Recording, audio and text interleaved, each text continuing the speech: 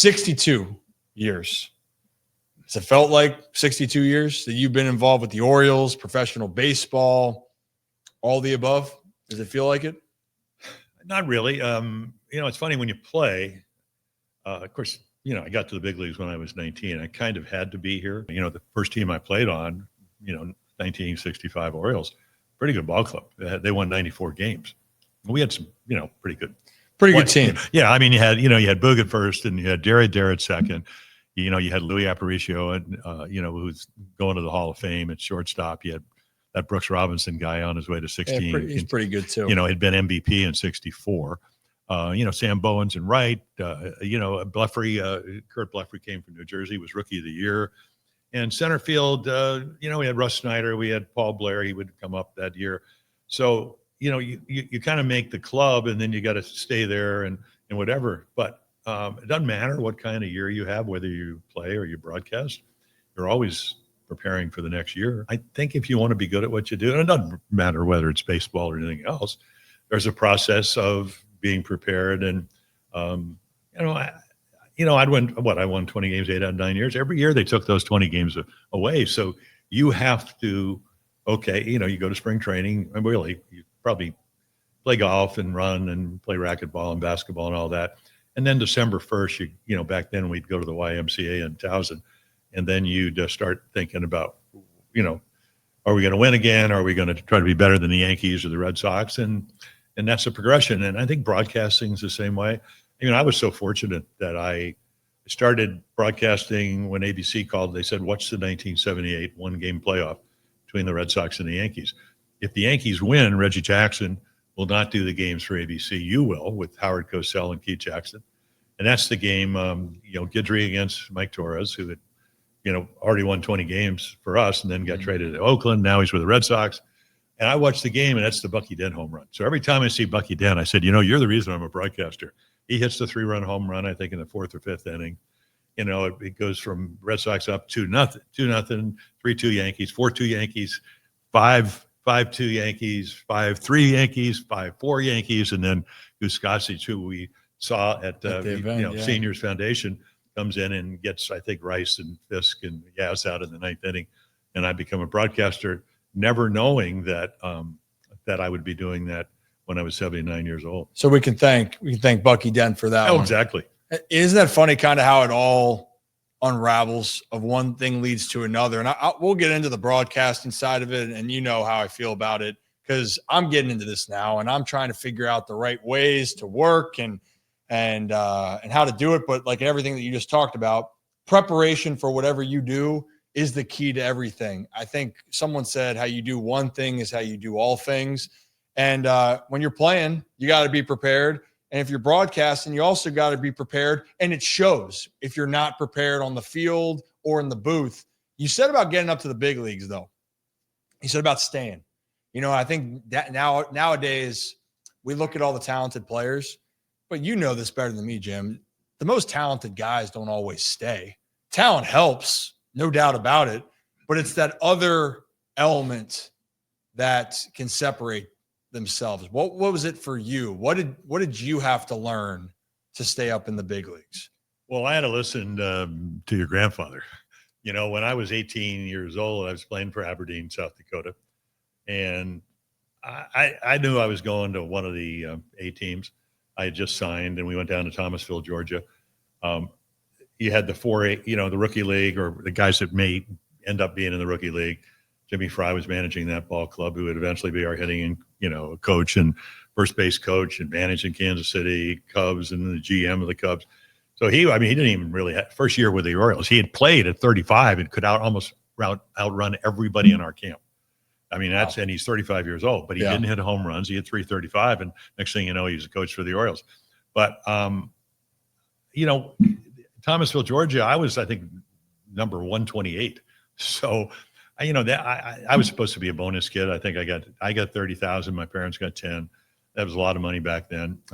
People said, "You're not a bonus kid." I said, "Whatever." It doesn't really matter. I was just, I had no idea what I was doing. And I thought I was going to go to Stockton. And as it turned out, we all lived in barracks, and some guys pull it, I'm sleeping, and we're all, getting up early in the morning, and used to have a bugle. That was like our wake up call, you know. It was an old Army barracks. So wait, time out. Yeah. So you're at an Army barracks. Yeah. So that was Thomasville, Georgia. So that's what it was. So you had like 5 fields. So minor league baseball, you're sleeping in a barracks. Yeah, exactly. And you're happy about it. You know, I mean, I was getting ready to make $411 after taxes, living in a basement in Aberdeen. So somebody's kind of shaking my bed. You're going to Aberdeen now. As it turns out, you know, I played for Cal Senior, and but it was kind of interesting when you look back. I learned the Oriole way when I was 18 in Thomasville. If you struck out, you had to run around the field. You know, not just pitchers. Yeah. You know, they wait till the inning's over, and because you weren't going to hit that inning, you were running around the field. And guys didn't like to run, so all of a sudden maybe they're making a little more contact than, you know, maybe the modern day player. Can you imagine? So I learned that. I was shagging for, you know, Jimmy Fry was hitting fungos, and the sun's going down. We're down in the McDaniel field. They called it the Hole, one of the 5 fields they had there. And sun's going down, and I'm supposed to throw, do my bullpen. And I said, Mr. Fry, I said, I'm supposed to throw today. And Vern Hoshek ran the camp. And, I mean, really good baseball guy, but to the book. And then, so he said, well, why don't you run? You know, I was down the left field line. He said, why? And the bullpens are down the right field line. He said, why don't you run over to right field and tell Mr. Hoshek that, well, you know, maybe he forgot about you or whatever. So I run around the perimeter of the outfield. I get over. And again, I mean, this was a hole. So you had pine trees. The sun's starting to go underneath the trees. It's my turn to throw that day. That's what they told me. So I run over there and I said, Mr. Hoshek, I said, Mr. Fry told me to run over here and ask you, maybe you forgot about me. He said, son, I don't get paid to make mistakes. Get your ass back in left field. I'll let you know when it's time to throw.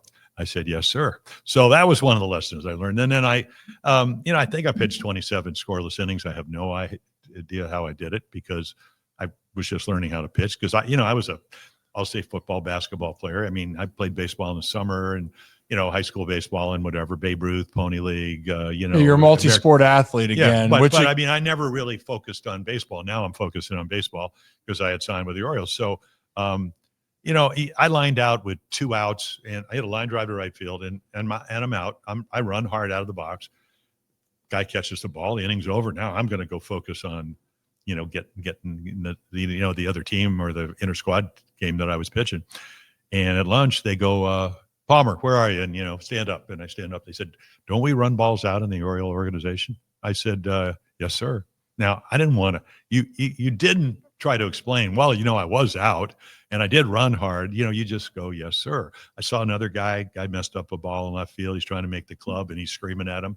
We don't wear our emotions on our sleeves. That's what the Orioles don't do that. Now, obviously guys do. So, we got that. And then the guys, he said, you're going to Aberdeen, South Dakota. Now, I didn't know I was going to be playing for an all-star team. I mean, your dad, and you talked, it goes back to what you asked me. The first morning, we get to Aberdeen, people were great. It's not, I think, pure South Dakota, but is the capital, but it was one of the bigger cities. Yeah. And, you are living in a basement. When it rained, your shoes would float to the corner and, you didn't have a mirror in the bathroom. You'd have to, I don't think I even shaved when I was 18. So it was fairly rustic and not what I was used to in Scottsdale, Arizona. Right. But I still remember the first morning. We were kneeling down the left field line and it's frosty, because Aberdeen was really hot in the summer and in April it's pretty cold. And, we don't really have jackets and whatever. And your dad, the first thing he ever said was, the reason we're here? And everybody's looking at him. He said, looked at the empty stands. He said, because of the people that come out here to see us play. That's why we're here. We need to entertain them. And then he said, he goes, first of all, he said, we're never going to let anybody outwork us. It's about work ethic. You're going to come here and work your job. And I know, Cal Senior always say his baseball uniform was his work uniform. Yep. But it wouldn't work because the second thing he said was you're going to come to the ballpark and try to get a little bit better because we all want to get to the next level. Yeah. We're in high A. I guess they called it high A. Now they have, it was just a little bit older players. And, I was probably one of the youngest guys along with Mark Belanger, who had a pretty good career with yes, 8 Gold Gloves. So, so he said, work ethic, come to the ballpark, get a little bit better. Number 3, let's have a little bit of fun. How do we do that? Now, we'd already won like 11 in a row in spring training. We had a good team, and we were beating Earl Weaver's AA team, which, How'd now, Earl take that? Well, I don't remember. I didn't know. I just saw this kind of pudgy guy with, he didn't have gray hair then, but he was still pudgy and he was still short. And I didn't know him yet, or I would have actually really felt good about this, But so, and then he talked about, being very supportive, as a team, because you do that together. I mean, teams are teams. And probably the most important thing he said, there are no such things as shortcuts. Yeah. And, everybody wants shortcuts and all that. So I think once you get that little life lesson message, even though you're 18 years old, what more do you need in life to be successful other than picking the right organization? Yeah. Well, and that was a different time. I mean, right there, you were picking a little bit more of how it is in the draft now, or unless you're a free agent. Yeah. I was a year before the draft. So I could have signed. Houston offered more money. Paul Richards, who had run the Orioles, was over there with what they called them, the 45s, I guess. And I was pitching up in Winter, South Dakota when it was a college league. I was the only high school player after I got out of high school in 1963. And I was supposed to pitch the first game of a doubleheader. And the scout says, Paul Richards wants to have breakfast with you. And I go back to his hotel room, and he said, I'm going to leave 2 telegrams in Scottsdale, which, what the Orioles used to train when he was the GM. And he actually managed the Orioles too. And he said, one's going to be for $40,000, one's going to be for $48,000 without a college scholarship. And the first year we'll give you $3,000 under the table, because the maximum money you could make back then was $7,000 a year. And just let us know which one you want. And then I was supposed to pitch the twilight doubleheader. He got the game moved up to 1:00. It's about 100 degrees. And I had a home run, and then I pitched and all that. I mean, that's what Paul Richards could do. Yeah. And, my parents taught me about education, talked about being polite, hard work, and all that kind of stuff. And when I, got back to Scottsdale, Paul Richards came first, the Orioles came second, and my parents, next day, 10 teams called, because we'd gotten back a little bit earlier. When you spend 2 months in Winter, South Dakota, people were great.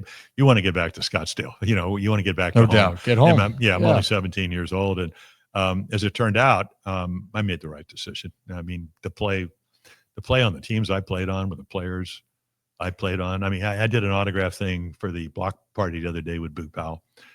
And we're together about 50 minutes. And of course, we were together before. And I'm going, boy, was I lucky. Yeah. I mean, not only was Boog a fabulous player, second in MVP in 69 and 70. He did win the MVP, hit like 350 home runs, but he's such a good guy, and he's so nice to people. Yeah. And, you have a choice in life. I learned it with some of my teammates.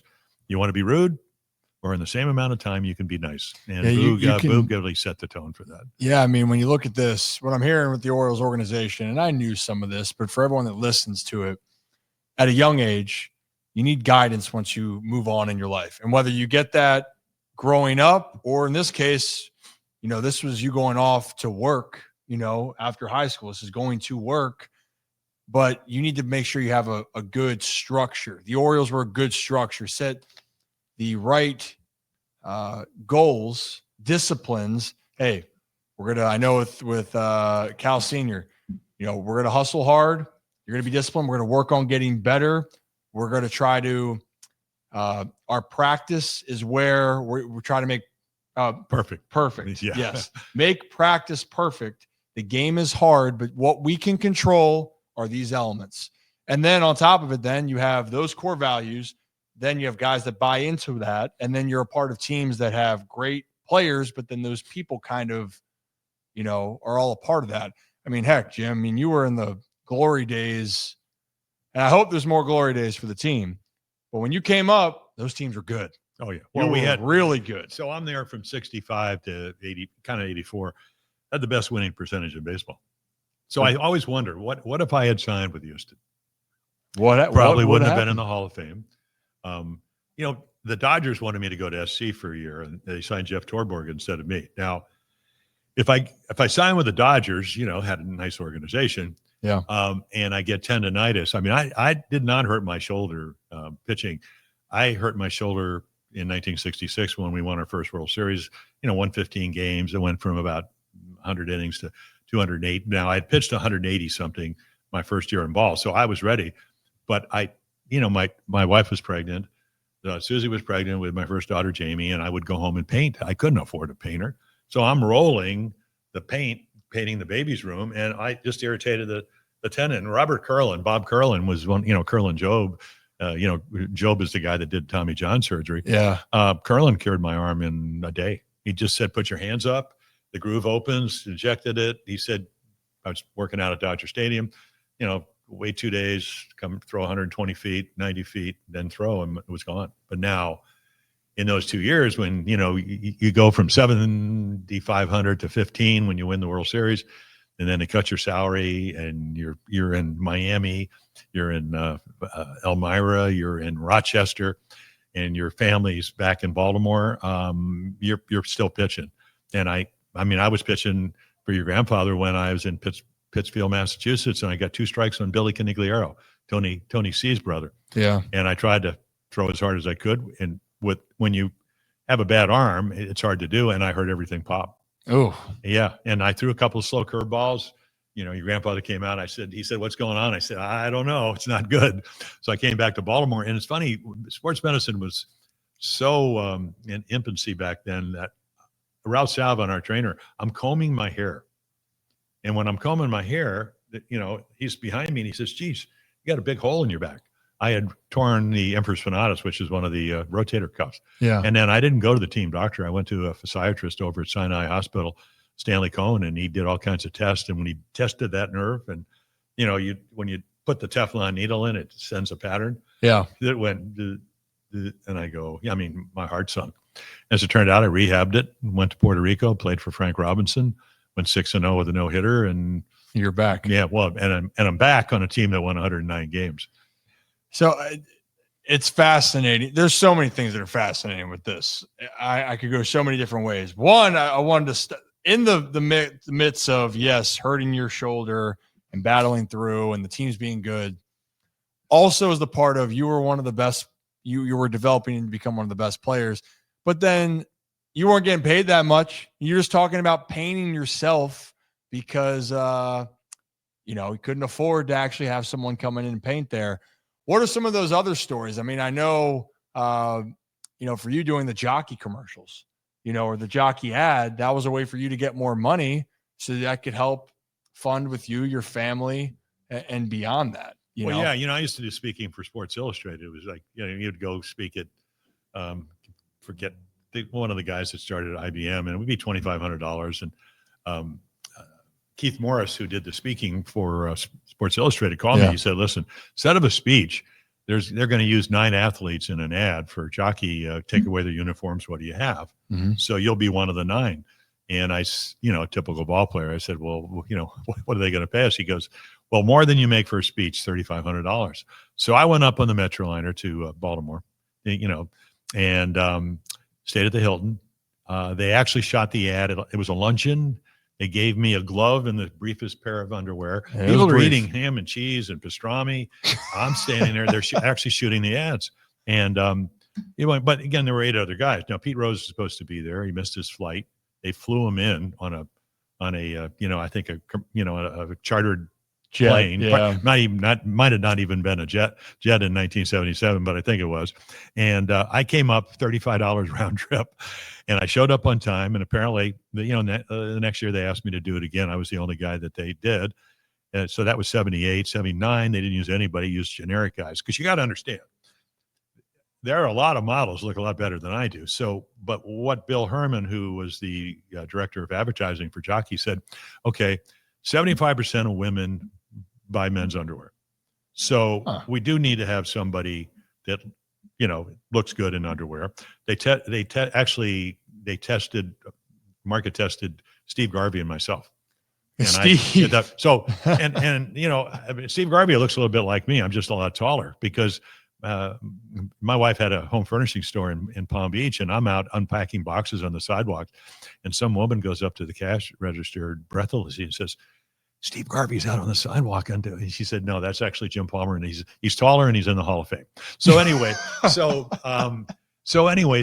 you know, I 79, they used a generic model. And then 1980, they asked me to come to, I think, where was it? You know, Naples or something. They had a big show for all their, jockey people and all that. And Howard Cooley, the president he was a brand new president. He says, you know, I'm Howard Cooley. I'm the new president of Jockey. He said, I don't even know how much they're paying you. And I said, don't lose any sleep over it. But I worked for them for 19 years. And what Bill Herman understood was, okay, women they buy the underwear. So I guess the ads look pretty good. They used a guy named Harold Krieger who did all the Life and the Look covers.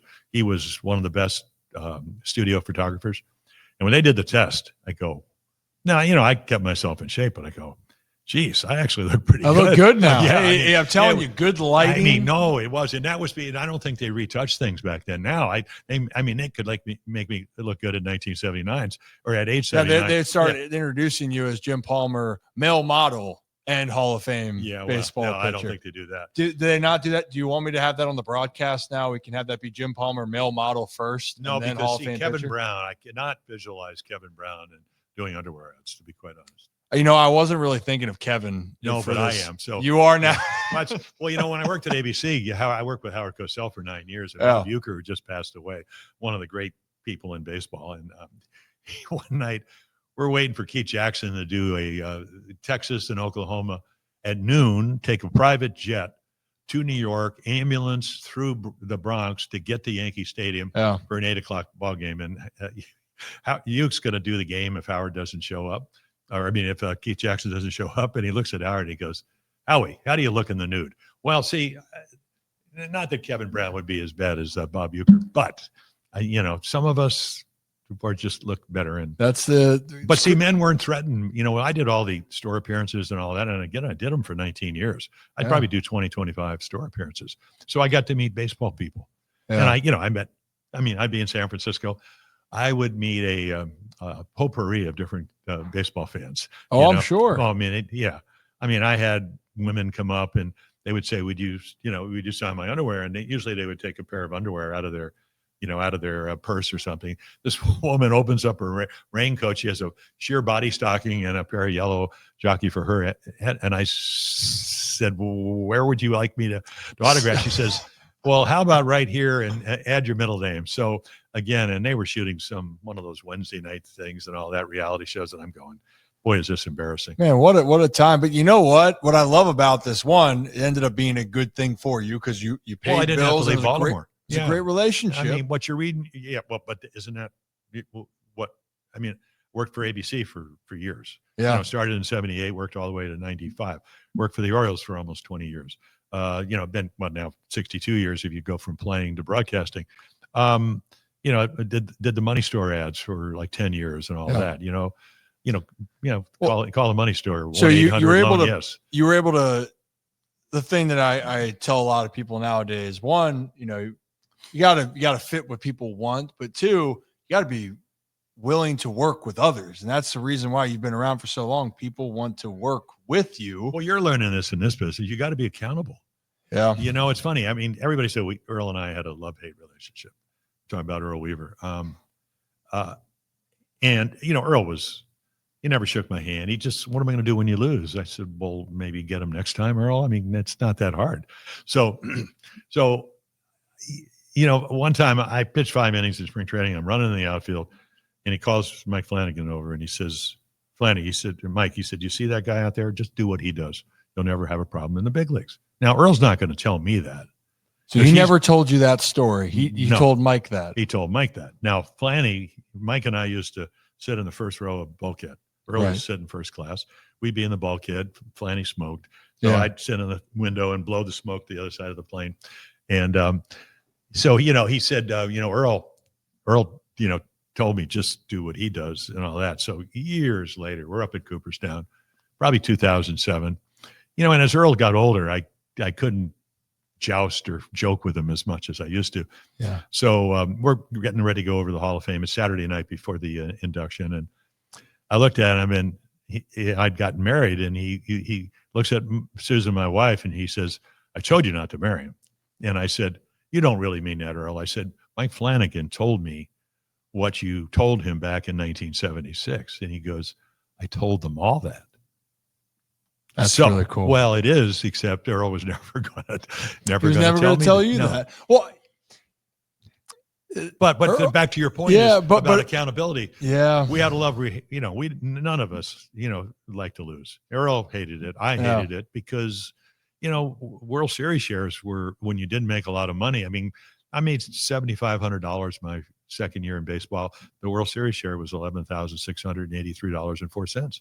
It was $4,000 more than I made. Mm-hmm. So that was a tremendous impetus to win. For sure. But the thing about Earl is, just think about it. Earl took over at 68 at the All-Star break for Hank Bauer, who had managed our first World Series. Right. We had all kinds of arm injuries and whatever, and Earl had a lot of success in the minor leagues. So he's the first base coach, and at the All-Star break, he becomes the manager. Now, he takes Don Buford, moves him from second base to left field, becomes one of the best leadoff guys, 69, 70, and 71. Makes a lot of changes. Eventually, he'd take your dad and move him from third to shortstop because he wanted more offense. But Earl, let's see, 69, he wins 109 games, a one-year deal.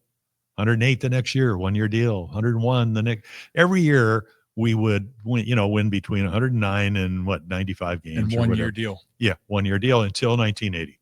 Yeah. And all those years, he gave me the ball every fourth day. And how did he get the one-year deals? Because he trusted the people that he put in the lineup, or the guy that started every fourth day.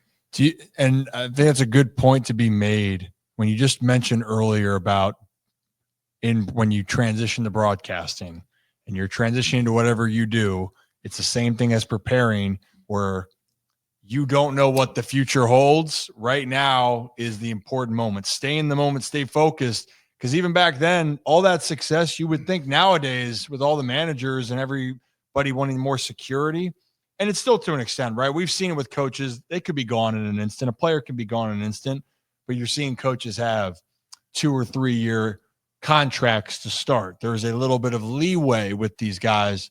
Back then, you had to win. It was win. What have you done for me now? And then those managers, those people in charge, who did they trust out there that could go out there and do the job? You were one of those guys. And I mean, one of those memories I got to ask you, and this is maybe there's a lot of different stories.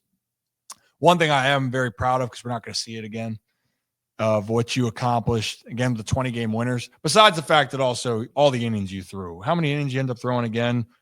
500,000 innings or whatever it felt like. 3,948 or something. That's it. Right. No, but those numbers, by the way, we're not going to see innings like that anymore. Well, you don't have to. Well, and it's a different, we'll get into that in a second, Jim, but when your group 20-game winners on the same team, 71. I believe you were the last one to get their 20th win. Oh yeah. It was the last game for you to start. Sunday afternoon in Cleveland. 3-0 win. Were you aware of all of that going on? Was I aware? Well, it's funny when you pitch. That was the great thing about pitching for the Orioles. When I 66, we traded for Frank Robinson. Milt Pappas won over 200 games. So it wasn't like Milt couldn't pitch. Right. So we traded him to Cincinnati. We got Frank, and we had 49 home runs, won the Triple Crown, 2 in the World Series. Mm-hmm. One in game 1 and then 1 to win game 4. Right. And that was his second MVP. I think his first Triple Crown.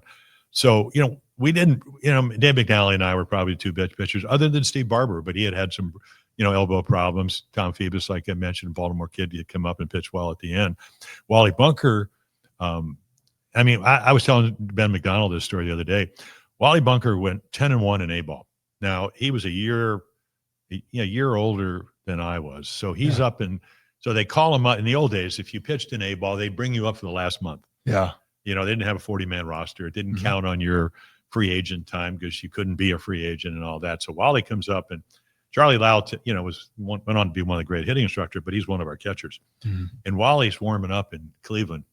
And back then, he just wear the mask, didn't wear the protectors and all that. And Wally's just throwing, he's throwing 2-seamers and 4-seamers.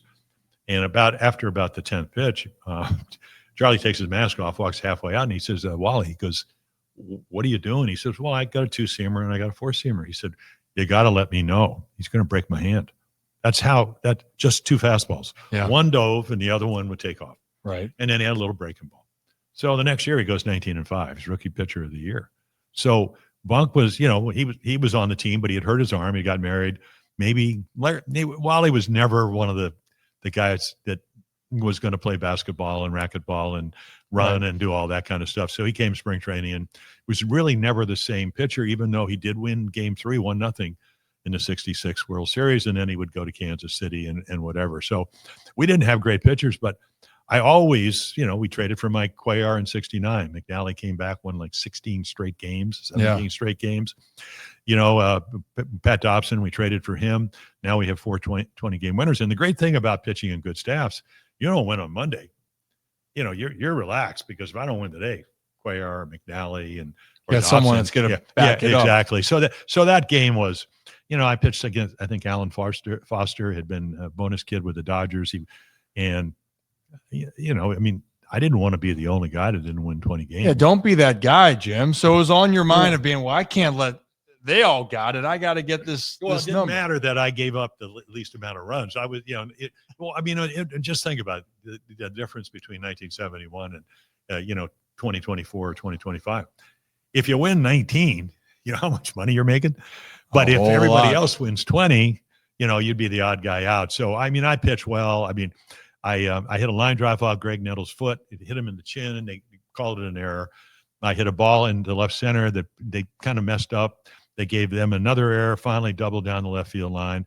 I got thrown out going from second to third on a 1-hop line drive. I was desperate. And we ended up winning 3-0. And, we had 4 20-game winners, which in the modern era, that's, we're not going to see that again. Well, it's the only time it ever happened. And it's funny, George Bamberger was our pitching coach, and he used to take off his hat and he'd have little marks, like 4 little marks and then a dash across it. And we go, George, what is that? He says, well, it's complete games. So we said, well, why are you keeping track? He said, well, because I have a $5,000 bonus if you guys pitch more than 50 complete games, which he didn't have. He just wanted us. He incentivized trying to get the most out of it. Yeah, he thought we were better than maybe the bullpen. Do you remember how many complete games you guys had that year? I think we had 72. Oh my gosh. Talk about another number that we're not going to see, Jim, anymore. Well, the amount of complete games. Listen, Corbin Burns had a great year for us. Yeah. He got $210 million. Mm-hmm. He's never pitched a complete game, nor has he ever pitched a shutout. It's a wild thought. Garrett Crochet just signed with the Red Sox today for $170 million. Yep. You know how many innings he has lifetime? 224. You threw that in like a month. Well, no, I almost threw that. I threw 108. Well, it's funny. When I played for your grandfather, it would have been interesting. When I talked at the senior foundation dinner, I said, if I had walked 190 and 182 innings for Earl Weaver, my first year in A-ball and in instructional league, well, Earl, he would have had a stroke. Because he didn't like anybody. He didn't like anybody that walked people. No free passes. Because when I was playing for your grandfather, the Orioles came to Aberdeen, South Dakota in 1964. And it was a big, when your major league club's coming to Aberdeen to play, the Class A team, it was a big deal. And rain was forecasted. And Cal Sr., he went to the tire shop. He got some tarps. We didn't have a tarp. He's got tarps on the field. He's got old retread. Tires are going to be retreaded and all that. And about the 4th or 5th inning, I'm coaching first base. And they called this kid up from AA, a guy named Steve Cosgrove. He'd been a bonus kid with the Braves, and he got like $75,000. And I'm watching him pitch. And I'm coaching first base. And this fastball took off. Curveball drops off the table. He's pitching in AA. So when I come into the dugout, I said, wait a minute. If they throw like that in Elmira, I said, how are we ever getting to the big leagues? Yeah. They go, don't worry about it. He throws ball 1. Weaver goes, here we go. Walk in the ballpark, ball 2, because he was a little bit high strung. Great stuff. Really great stuff. And he just unnerved him. And I never got that from Cal Sr. You walk 130 and 129 innings. I thought I got better. I was 11-3. How about your starting staff? Yeah. Eddie Watts, 14-1. He should have been 15-0. John Scruggs dropped the ball. he lost 2-1. Davey Leonard, Baltimore kid, only guy that ever played at Johns Hopkins and went to the big lights.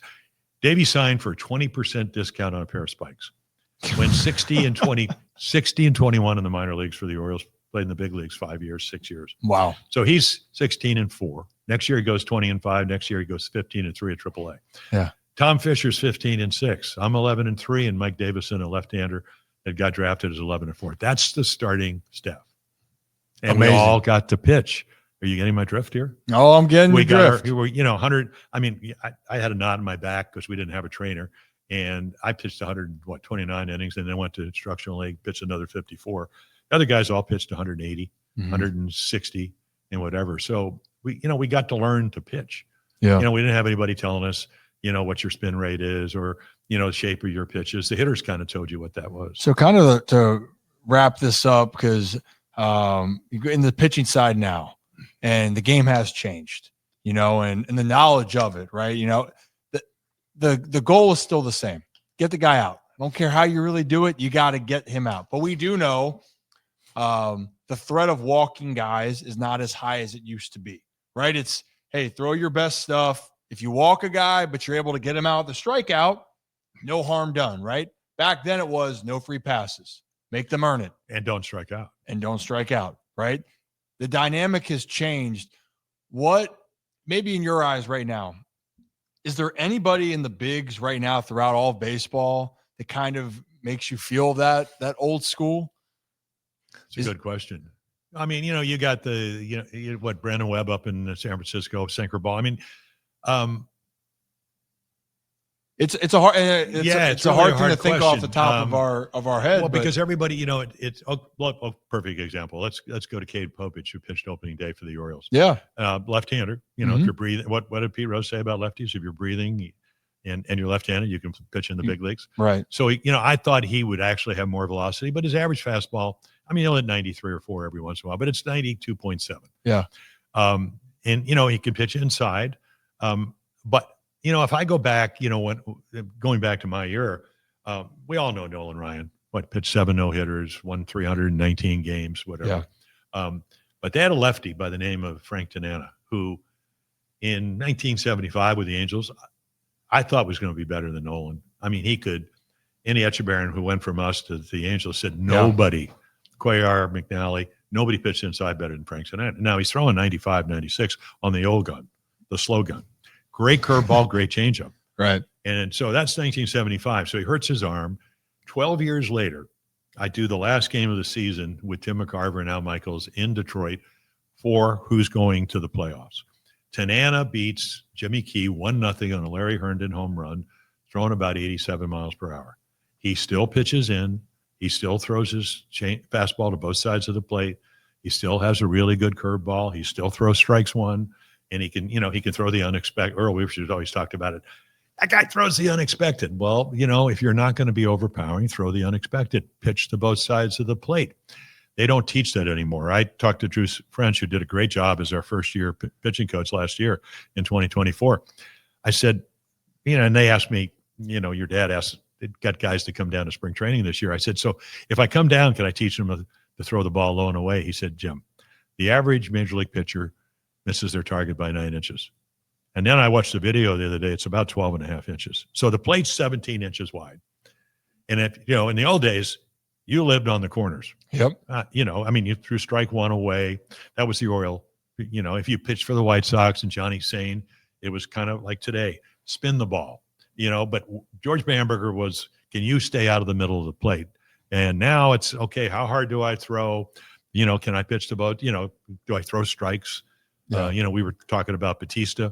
He doesn't need, he was always overpowering. So probably going to have a little problem because he's not a guy that's going to make quality pitches. So if he doesn't get back to 99 or whatever, or if the split stays up or whatever, he probably won't be as overpowering. Hopefully, when he gets, better feel, which is, something, you don't pitch for 2 years. Well, the thing with the heart of velocity here, just for people that want to know, when I was in the minors, they're saying, hey, we're not going to aim corner. We're setting up middle mostly. Now, for some guys, you're seeing like Sagano and some other people that maybe, hey, they're going to work in and they know how to maybe manipulate the ball. But for some of the flamethrowers like Batista, hey, aim middle, and we're going to trust that your stuff's good enough that your ball's going to move and your fastball then can set up your splitter. And if his fastball's playing, the splitter's devastating. But to your point, if it doesn't do that for those players, that's when they get hit. It's kind of like the both sides of it. And that's when I look at it. Like we talked about this with Dean Kramer. Dean's that type of guy that has the ability with his stuff to be able to go from side to side. Now for Dean, it's just going to be about, can you execute those pitches? But it's a different chess game. I mean, we talked about Mike Mussina. Moose, you were a chess player, Jim. You're thinking about, what do I need to do? How did this guy face me last time? How is he swinging the bat today? And then you were going to fill up the zone. And if they beat you, you were going to remember that as well, too, for the next time. Well, yeah, now they tell you. But, I mean, a couple of years ago, back when 10 of us or 11 of us got COVID, when we had the 83, celebration. Yeah. So I'm in Hopkins for like a week because I got COVID pretty badly. And I'm watching the game out in San Diego, and Dean Kramer's pitching. So he gets into the ninth inning, or, maybe they get a hit or two. Nothing. He's pitching against Blake Snell, who obviously, ended up getting $175,000 from the Dodgers. So you better pitch well. For sure. So now Trent Grisham leads off the third inning. And Dean hadn't thrown a changeup. He gets to 3-2, and he throws him a changeup for ball 4. Not the changeup he had last year. This is the 2023 changeup. Because last year's changeup really got better. Yeah, I mean, it really good. He didn't win as many games because they didn't score as many runs, but I thought he pitched as well or better than he did the year before. So he ends up walking him, and the Padres, now you're in the back end of the heart of the lineup for the second time. So now they, and plus they have a pretty good hitting team with Manny and, all their guys. So I see Dean. I didn't do the game, so I'm watching it. So the next time I'm broadcasting, I said, what was your pitch selection for Grissom? I said, he wasn't late on your, he wasn't on your fastball. It really wasn't on your cutter or your changeup. I said, why would you throw a changeup, a pitch you hadn't even thrown in the first 3 innings, to lead off an inning? You want to get the first guy out. Yeah. My theory about getting the first guy out when I was in A-ball, I could walk, if I got the first guy out, I could walk the bases loaded and still get out of trouble, and I did that on many occasions. And Dean goes, well, the book on him is he doesn't hit changeups. I said, but he didn't hit any of your other pitches. So that's that little flap here that says the guy doesn't hit the. Well, the thing for you, so your philosophy, leadoff guy, because I want to get to that one, that point, leadoff guy, get him out. Don't give him an opportunity. Well, the numbers tell you that. I mean, like 49% of the time when the leadoff guy gets on, he scores. Yeah. And it's down in the 20s so that's a really important number. And you know how I learned that? Earl Weaver said he was tired that I wouldn't throw strike one. So he goes, I'm like, try to do my Earl. Okay, here's the deal. Throw strike one, I'll give you $4. Throw ball one, you owe me $2. Well, so after 2 games, I saw Dempsey's glove and I saw Earl's little face right in the middle of the glove. After 2 games, I had, he owed me $124. Yeah, you were filling it up, Jim. Yes, because I saw his little face and he made a good point. Throw strike one. Yeah. And I had good stuff.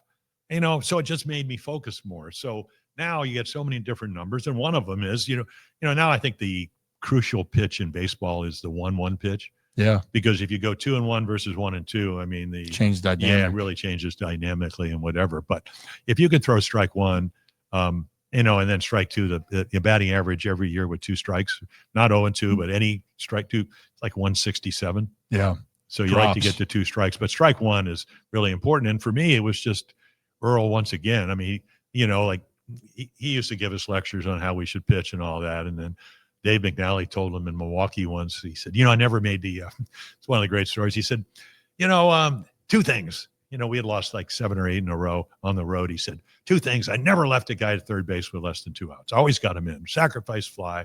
Got to hit the ball the other way. And Dave McNally says, yeah, but you never played higher than AA ball. Now, he did drive in 104 runs at AA. I will say that. Yeah. Okay. And then he says, and the other thing is the game never ends till you make the last out of the game. Now, that is pure logic. Seriously, you get 27 outs. Yep. Till you make the 27th out. The game keeps going. Anything can happen. So he said, I never, ever made the last out of a game. Now we're sitting in County Stadium. Hank Aaron played there. Eddie Matthews with 508 home runs. Aaron with 755. Stan Musial probably played there. Ted Williams probably played there in an all-star game. And I bet one of those guys made the last out of a game. And here's, number 4, Mickey Rooney, which is what they called him in the minor leagues, telling us he never made the last out of the game. So I raised my hand. He goes, "What do you want?" I said, "Well, we all know why you never made the last out of a game." He goes, "What was that?" I said, "They used to always pinch hit for you." And so anyway, he says, "The meeting's over." He said, "You've ruined the mood." I said, "Well," and I go, "What mood was that? You're telling us you never left a guy at third base and all that." But that was Earl Weaver. Yeah. But the interesting thing about those things is you pay attention. We didn't have a whole lot of meetings. So when Earl said something, whether you agreed with it or not, his favorite pitch was the slider because that's why he never got higher than AA. The slider was the pitch back then. Yeah. Now it might be a cutter or whatever. But the perfect example is you have to, to your point, you have to set up pitches. And you have to react not to a scouting report, but where the bat head is. Yeah. Because on those days, some of those guys can the report might say, hey, they're a really good fastball hitter, but like Rafael Devers coming to town, Rafi's missing everything. I think there's a couple of things mechanically. Yeah. He's frustrated the situation, but if you're watching him, he's going, man, he's not catching up to a heater. He might love a fastball. He might hit it anywhere on a normal day. Well, we've seen him hit every ball. That's the point is you've seen a guy, those superstar players. Yeah, the scouting report's going to say one thing, but what's that player dealing with on that specific day? And I think that's the telling sign for players out there. The other thing is like the first McNally and Cuellar win 23, 24 games in 1970. Yeah. And we're playing the Reds. So Bench hits, 45 home runs. Yeah. Tony Perez, Hall of Fame too, with Johnny, 40 home runs. Lee May hits 35. So I'm pitching game 1 in Cincinnati. Now, Cuellar and McNally were really good. Now, I won 20 games the first time I did. And we go through the first 7 hitters, and they're all high fastball hitters. So, we got Jim Russo, our scout. He's kind of did the pre-scouting, and I raised my hand. I said, why am I Cuellar had the great screwball. McNally could pitch in with great curveball. I go, why am I pitching? They go, not your high fastball. And as it turned out, we ended up, I gave up 3 early runs, but we won 4-3 and ended up winning 4 games to 1. But it was all about matchups, and it was all about reading the bat and all that. And I think we've kind of gotten away from that a little bit because of all the advanced scouting. It's okay, guy can't hit this, so you throw it to him. I go back to the first series. Mullins, Chad Green comes in. He throws a 95-mile-per-hour fastball up and in. The ball up and in, you can add 5 miles per hour. You played. You've got up, 1,500 times in the Oh, yeah. Okay, where's the bat head have to be to hit the inside fastball? Way out in front. Mm-hmm. So you can almost add 5 miles per hour. So that 95 was 100. He swung when it was in the glove. What's the next pitch? Slider for a 3-run home run. So read the bat. Yeah. And we'll take it. If you're a Nose fan, you'll take it, but that's the exact conversation is help yourself out, read what's going on. But you know how we learned that? Sat on the bench. And when you weren't pitching, you sat with Kurt Moten or Terry Crowley or Merv Rettenman or McNally or Cuellar and all that. And we watched the game.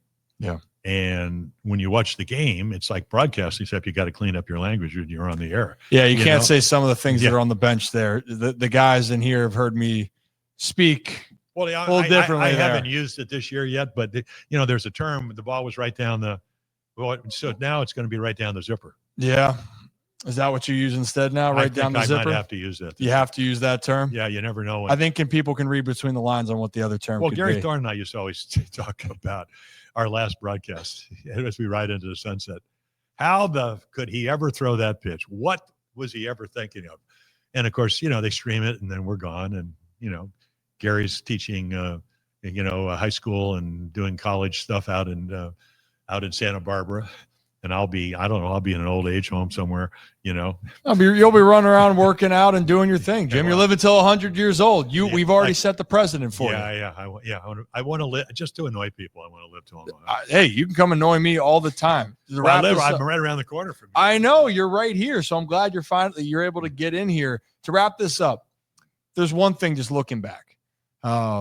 if there's one thing that you could give advice to people that are chasing this next generation of what you've been through, all the experience, doesn't have to be baseball wise, but what is something that you specifically would want the younger generation to know?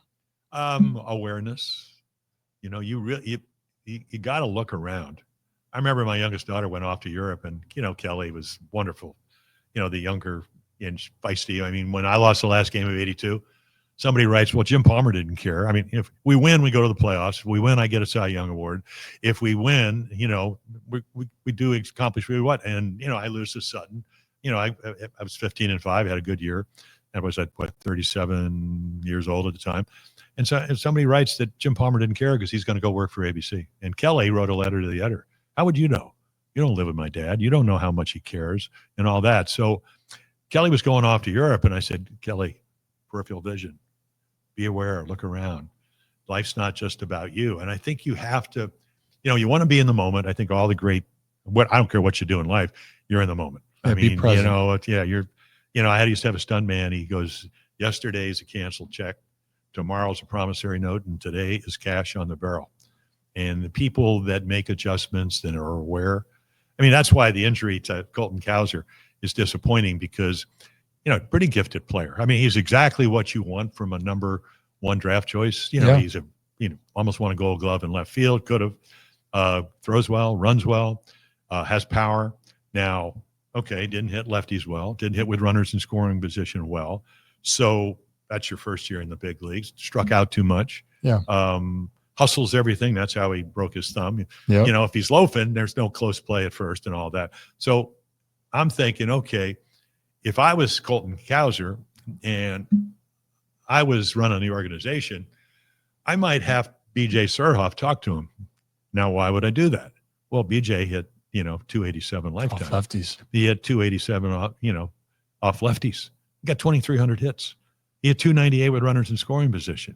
He's left-handed. Why? How were you able to do that? So, and he's local, and he used to coach for the Orioles. So again, you have to look around. You have to listen to people. And, I roomed with Robin Roberts when I was 19 years old. I put him to sleep asking him questions. Finally, he'd say, I'm 38, you're 19. I got to get some sleep. We'll talk about this in the morning. But he mentored me. And you got to look for a mentor. Yeah. You got to look for somebody that did it before, had success, and then you ask them why. Yeah, I love being aware of what's going on, take a step back, reflect, and then in this case, I like to say be a sponge. Listen, take it all in, because you never know what somebody else that's either walked the walk and has done it can teach you, or somebody else says one thing or something can go in your mind that goes, I didn't think of it that way, and it betters you for your future. Yeah. Why do I try to be as good a broadcaster as I am? Because I work with good people. Always. Yeah. I work with Gary Thorne, and I work with Kevin Brown. I work with Ben. Ben is very, very, very, very, very prepared. Yeah. So do I want to be as good as Ben? We certainly have different styles. The answer is, of course, yes. Yeah. And, I had a guy walk up to me last year, that Aaron Goldsmith, who broadcast for the Mariners, and he says, it was like the third day, Sunday morning. They had come in Friday, Saturday, and he says, I listen to some of your broadcasts because I don't do all the games. He said, you kind of, about both teams. And I go, well, it's kind of what you're supposed to do. Yeah. I get the newspaper, I'm already going to get the Cincinnati paper because I'm going to get the Cleveland paper because my next series after this are going to be Cleveland and Cincinnati.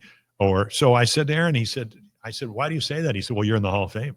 You don't need to do that. I said, maybe that's why I'm in the Hall of Fame. Yeah. It's cool when you have it for that perspective. And Jim, I could talk to you forever about all these things. So I'll have to get you this time, or maybe we go to one of the Italian restaurants around here, get some food, but I appreciate you stopping in today. Well, there's many of those. Yeah. Well, hey, then let's pick a couple. All right.